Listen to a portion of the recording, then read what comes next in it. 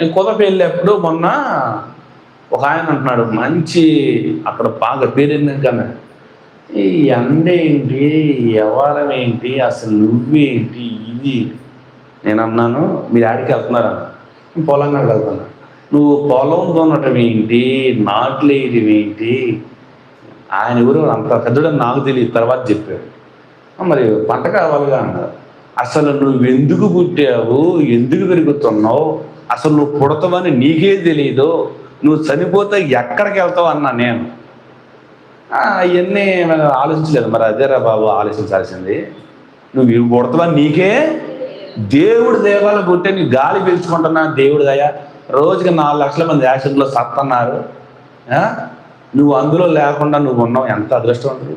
ఇవన్నీ మర్చిపోయి నేను పొలం దున్నుతా, నీకంటే ముందు 1000 మంది దున్నారు ఆ పొలాన్ని, నీకు తెలుసా విషయం. నీ తర్వాత 1000 మంది భూమిని అభివృద్ధి అంటే ఇది నాది ఇది నాది, నీది ఏది కాదురా బాబు, ఇది అంతా నేనే. నీలాంటి వాళ్ళు నేను ఎంతమందిని చూసా, 1000 మందిని చూశాను. ఏమంటది భూమి అంటది, ఎందుకంటే ఆది యందు దేవుడు భూమి ఆకాశాలను, అందరికంటే దేవుడి తర్వాత పెద్దది భూమే కదా మరి. కాబట్టి ఇది నాది, అది నీది, ఇది నీది. కాబట్టి ఆయన ఏంటో వైరాగ్యం ప్రదర్శిస్తున్నాడు నా ముందు. ఏంటి, ఏ మనిషి అయినా ప్రకృతి సంబంధి అయినా మనిషి, ఆయనకి